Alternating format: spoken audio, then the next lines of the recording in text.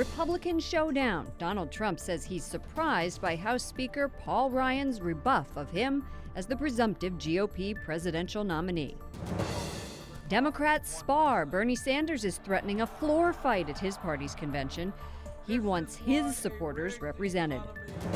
We'll get an update from David Daleiden, the man behind the undercover Planned Parenthood videos that sparked a national debate. And Pope Francis offers his vision for Europe as he's honored for his message of hope and unity.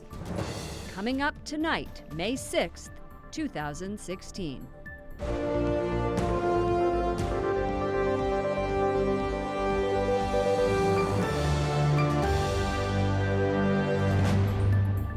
Good evening, and thank you for joining us. I'm Lauren Ashburn. Well, just when we thought the Republican nomination was all locked up, a new political earthquake. Presumptive nominee Donald Trump fires back after House Speaker Paul Ryan says he's not ready to support him. Jason Calvi has more from Capitol Hill. Lauren, Donald Trump turns the tables, saying he's not ready to back Speaker Ryan's agenda. The two have agreed to meet here in Washington next Thursday, but this fight reveals the deep divisions inside the Republican Party. I'm not there right now, and I hope to, though, and I want to. The shot heard around the political world. Ryan versus Trump.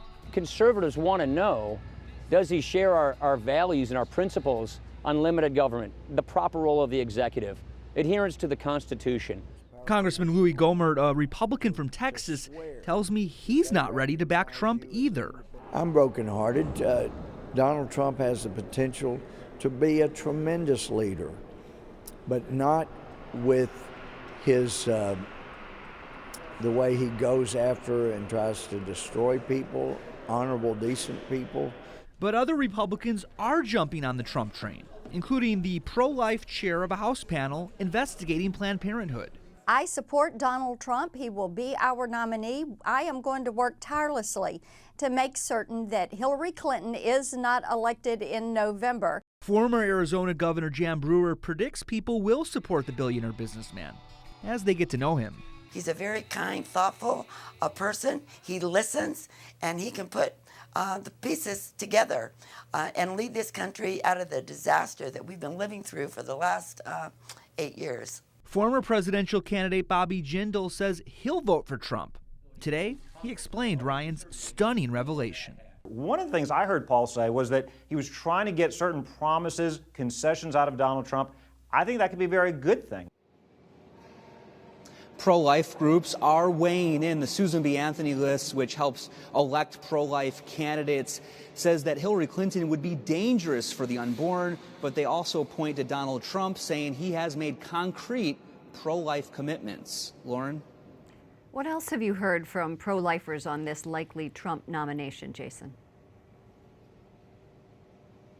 Also heard from Priests for Life today. They had similar sentiments as the Susan B. Anthony list. But one Catholic blogger, Simca Fisher, she took to Twitter saying she was very disappointed in these pro-life groups, saying that Donald Trump is no friend of the pro-life cause.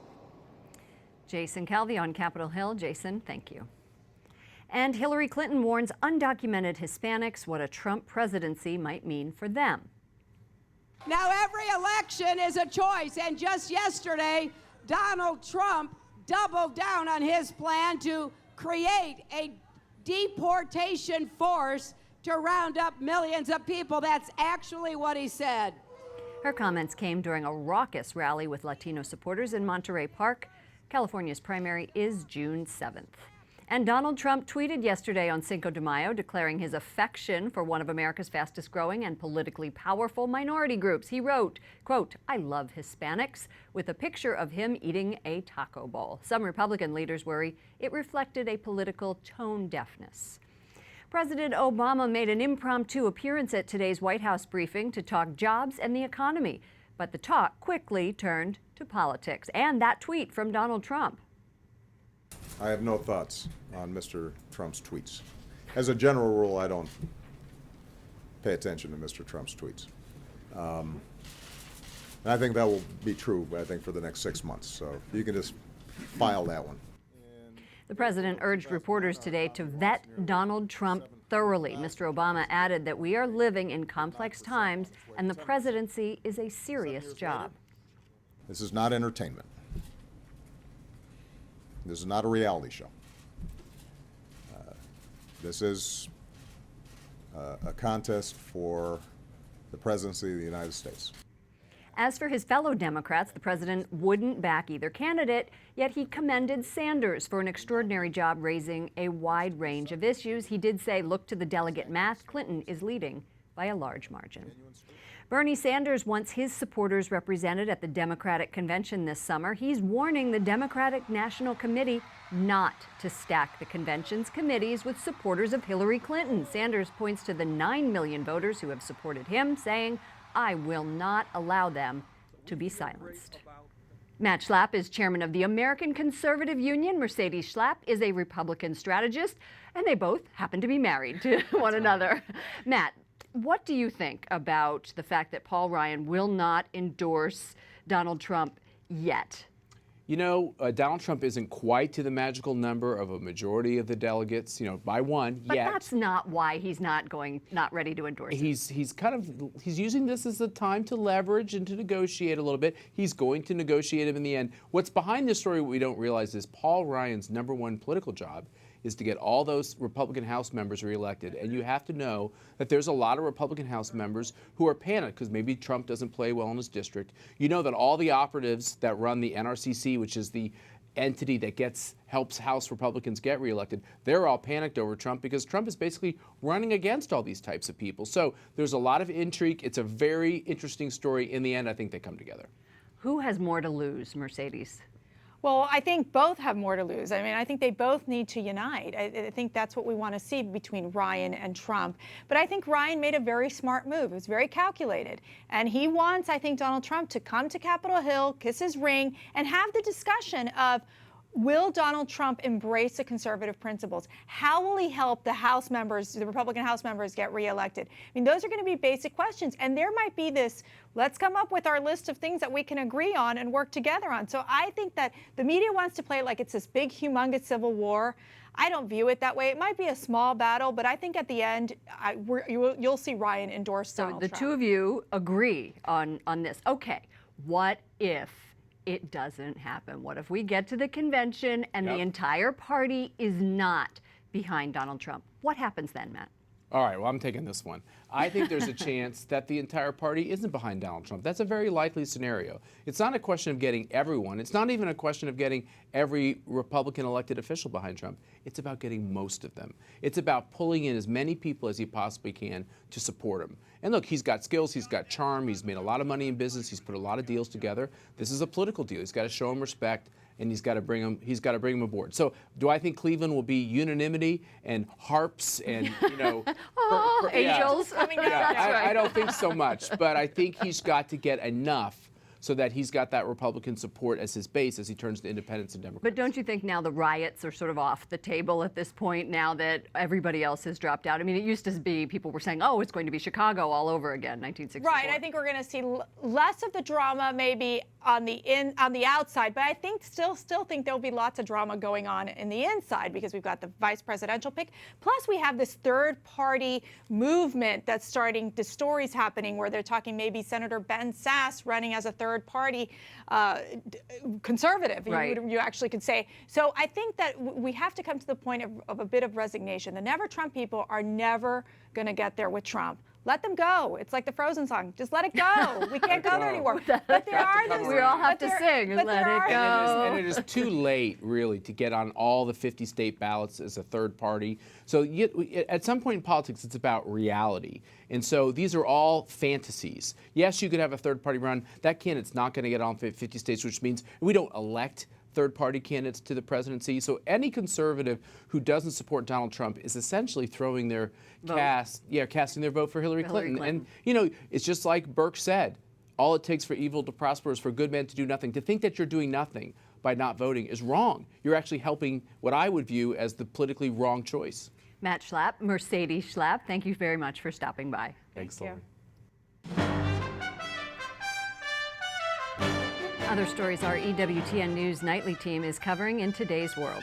Pope Francis accepts the Charlemagne Prize for promoting European unity. It comes at a time when he says Europeans are tempted to give into selfish interests. The Holy Father tells European leaders, "I have a dream."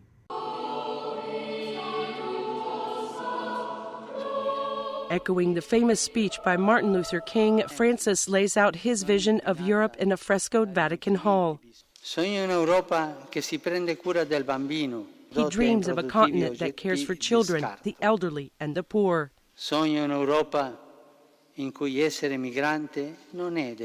It's also a place where being a migrant isn't a crime.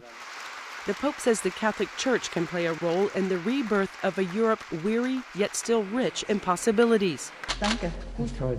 Before the ceremony, Francis met privately with German Chancellor Angela Merkel. The Holy Father is the son of European immigrants to Argentina. He's getting the prestigious award for his message of hope and encouragement. The Charlemagne Prize is awarded each year in Germany for contributions to European unity. Past recipients include U.S. President Bill Clinton and St. John Paul II, who won an extraordinary edition of the award in 2004. While it is normally given in Germany, this year events were moved to the Vatican for the Pope's convenience. In Rome, Mary Shovlin, EWTN News Nightly. Mary, thank you. An active duty Army captain in Kuwait claims the commander-in-chief is engaged in an illegal war against ISIS in the Middle East. This week, he filed a lawsuit against the president. Wyatt Goolsby joins us with more. Wyatt? Lauren, the main question raised in this lawsuit is whether the president can continue to wage a war in Iraq and Syria without approval by Congress. Captain Nathan Smith says President Obama needs to ask lawmakers for the right to continue using military force. This week, ISIS killed Navy SEAL Charlie Keating during an ambush against the Kurds in Iraq. He is the third U.S. service member to have died since forces returned to the country in 2014. Smith says by sending troops back into Iraq, President Obama broke the law since he didn't get approval from Congress within 60 days. In the court document, Smith calls ISIS an army of butchers and says he's willing to fight them. But Obama's announcement to put more special forces in Syria bothered him.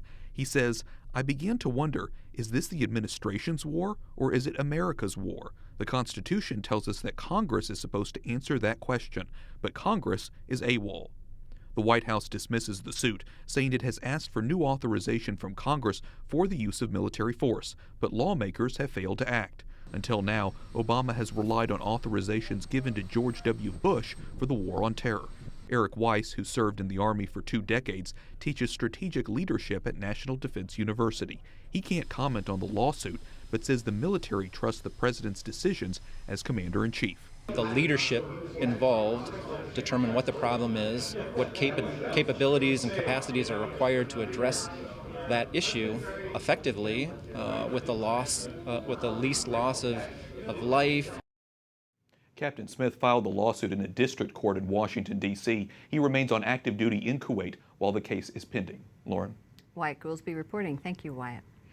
Heavy fighting between the Syrian government and rebels today. Rebels and jihadists seize a strategic village from pro-government forces outside Aleppo. One group says at least 70 people are dead. This video, released by the Syrian military, shows the government rolling in tanks and launching heavy artillery. A local government in Western Canada declares a state of emergency as a massive wildfire forces residents to evacuate. More than 1,100 firefighters are fighting to put out the flames. Canadian officials say rain is needed. It's not in the forecast until late tomorrow. Fishing in Cuba. Thanks to an American company and a political sea change, the pristine environment could become tourist central. This is how you get to one of Cuba's best fishing spots. It's in a national park that contains thousands of acres of unspoiled natural beauty. Here, there's no development, no pollution, and lots of fish. Very few places out there where the resource has absolutely been put first and foremost. And when that happens, the fishing is excellent, and Cuba is a perfect example of that. Water flows into the park from the Bay of Pigs, where in 1961 a U.S.-backed invasion of Cuba failed spectacularly. For 5 decades, Cuba remained isolated from the U.S., and its unspoiled waters off limits to U.S. fishermen. But as U.S. and Cuba repair ties, it's changing. Today, Orvis, which claims to be the largest fly fishing company in the world, will begin offering trips to the communist-run island. Just 90 miles from the U.S., Cuba could soon become a major fishing destination. It sparks curiosity. There's sort of a forbidden fruit element to it. The question now becomes how the Cuban government will manage the increased interest. And they give a good fight. Very good fight. Cuban guide Felipe Rodriguez says the area's future as a fishing destination will boost the local economy and provide a reason for people here to safeguard the environment. We don't want 100 people fishing in the same spot. We want few people doing well, at the same time preserving the area. Orvis does $340 million a year in sales. The company donates 5% of their pre-tax profits to conservation, money that will soon go to help preserve Cuba's unique environment. It's something that's kind of instilled in us, which is, you kind of use a fly rod to find amazing places, amazing species, amazing people, and that's just kind of what the tool has become for all of us. The challenge for Cuba will be how to meet the growing demands of the tourism industry and protect its environment. Coming up, we speak with the man behind the undercover Planned Parenthood videos to find out about his latest fight. Horses are off to the races at the Kentucky Derby tomorrow. We catch up with last year's Triple Crown winner, American Pharoah.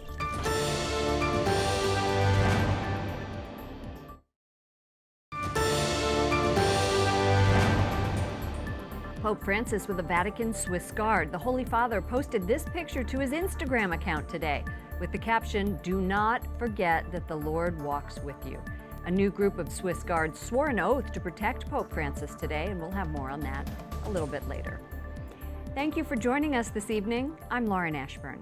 The man behind the undercover Planned Parenthood videos is slamming a company that buys fetal tissue from abortion providers. A congressional panel has issued new subpoenas to STEM Express for their financial records. The company has not turned in those records. The panel is investigating if Planned Parenthood and STEM Express profited from the sale of aborted baby parts.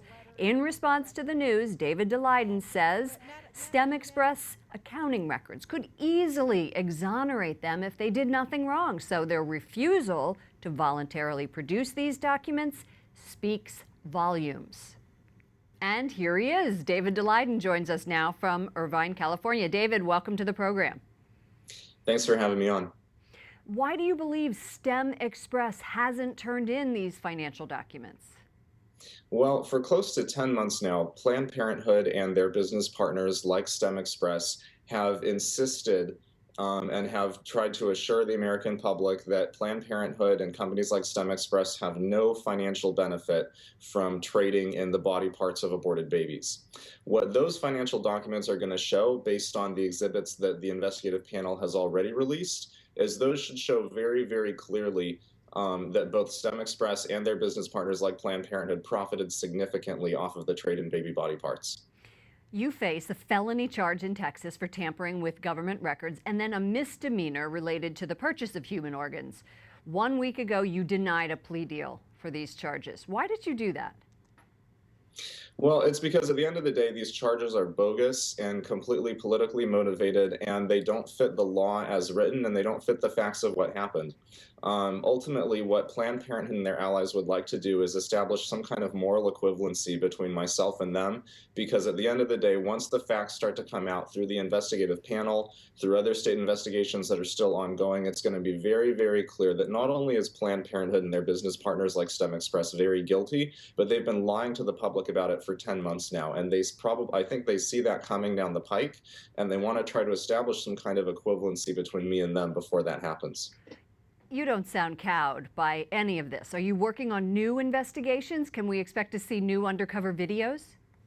You can definitely expect to see new video in the months ahead.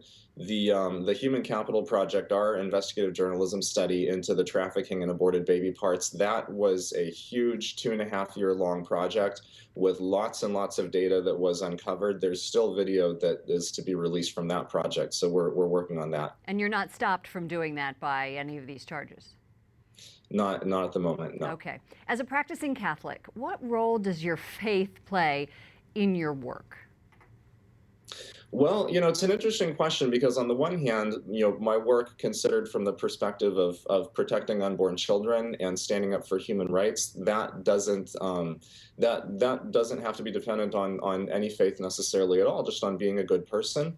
But certainly my faith, the old mass, the teaching of the Holy Father, all of that is incredibly inspiring and sustaining for me as you go into some of these really dark places or really difficult situations. So it's really important from that perspective.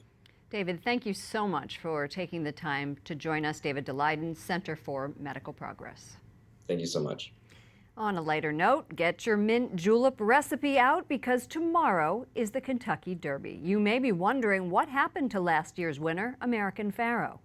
Nearly a year after his historic Triple Crown win, the world's most famous racehorse has shed the spotlight for a peaceful Kentucky farm. But even though he's retired, he's still working as a stud who commands a $200,000 fee. Just the way he won the Preakness and the Belmont was amazing. The downpour and the Preakness, and didn't even phase him. And that's the way he is. Like, nothing phases the horse.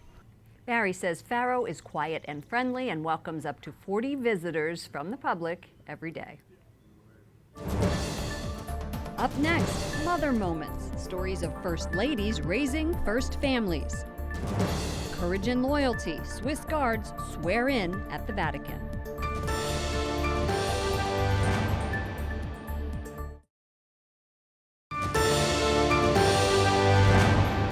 Today in history, Pope John Paul II became the first pope to enter a mosque on a visit to Syria in 2001. He called for brotherhood between Christians and Muslims.